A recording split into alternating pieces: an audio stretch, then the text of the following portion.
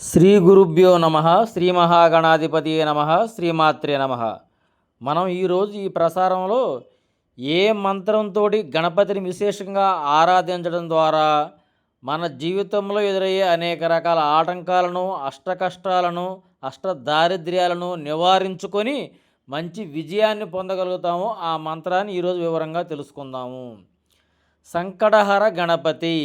అన్ని రకాల సంకటములను తొలగించేవాడు ఈ సంకటహర గణపతి.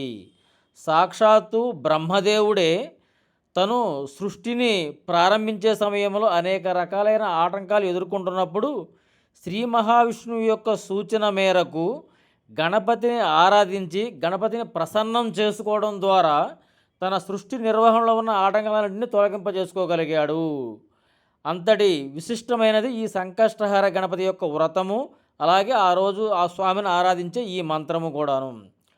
ప్రతి మాసంలోనూ కృష్ణపక్ష చతుర్దశి రోజు ఈ సంకటహర గణపతిని ఆరాధిస్తాము. ఎందుకంటే కృష్ణపక్ష చతుర్థి, మాఘమాసంలో వచ్చే కృష్ణపక్ష చతుర్థి రోజు బ్రహ్మదేవునికి ఈ గణపతి సంకటహర గణపతిగా ఆవిష్కరించి అనుగ్రహించాడు కనుక ఆ రోజు మనం ఈ వ్రతాన్ని ఆచరిస్తాము, సంకటహర గణపతిని ఆరాధిస్తూ ఉంటాము. ఈరోజు ప్రత్యేకంగా వ్రతంగా ఆచరించేవాళ్ళు వ్రతంగా ఆచరించుకోవచ్చు.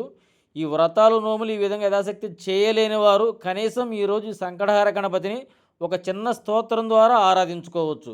ఈరోజు సంకటహర గణపతి మంత్రాలు చదువుకోవచ్చు. సంకటహర గణపతి స్తోత్రం ప్రథమం వక్రతుండంచ ఏకదంతం ద్వితీయకం ఈ స్తోత్రం చదువుకోవచ్చు. అలాగే ఓం గం గణపతి నమ ఇలాంటివన్నీ చదువుకోవచ్చు. కానీ ఈరోజు ప్రత్యేకంగా సంకటహర గణపతిని ఏ మంత్రంతో స్మరించుకోవాలో వివరంగా తెలియజేస్తాను. ఆధార చక్రాబ్జ కృతాదివాసం సహస్రచక్రస్థిత ధీప్రకాశం ఆద్య ప్రపూజ్యం ప్రణతార్తినాశం నమామి సంకష్టహరం గణేశం. మూలాధార చక్రముందు సర్వదా నివసించి ఉండువాడును, సహస్రార చక్రముందున్న జ్ఞానాన్ని ప్రకాశింపజేయువాడును, మొట్టమొదట పూజింపదగిన వాడును, తనకు కేవలం నమస్కరించిన వారి బాధలను పోగొట్టువాడును అయినటువంటి ఈ సంకటహర గణపతికి నమస్కారములు అని దీని అర్థం అన్నమాట. ఈ విధంగా ఈ మంత్రాన్ని ఈరోజు యథాశక్తి స్మరిస్తూ గణపతిని ఆరాధించడం వల్ల జీవితంలో ఎదురయ్యే అనేక రకాల ఆటంకాలను మనం పోగొట్టుకుంటాము.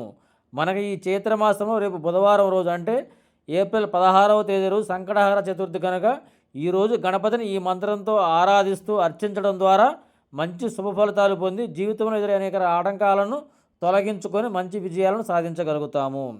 ఓం సహనావతు సహనౌ భునక్తు సహవీర్యం కరవావహై తేజస్వినావతేతమస్తు మా విద్విషావహై. ఓం శాంతి శాంతి శాంతి.